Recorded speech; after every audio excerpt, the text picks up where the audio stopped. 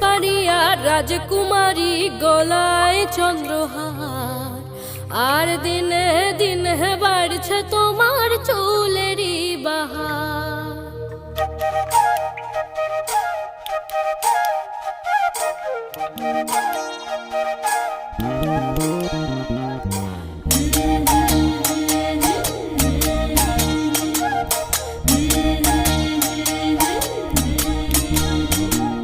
কালো জলে কুচলা তলে ডুবলো সনাতন, আজ সারানা কাল সারানা পাই যে দর্শন।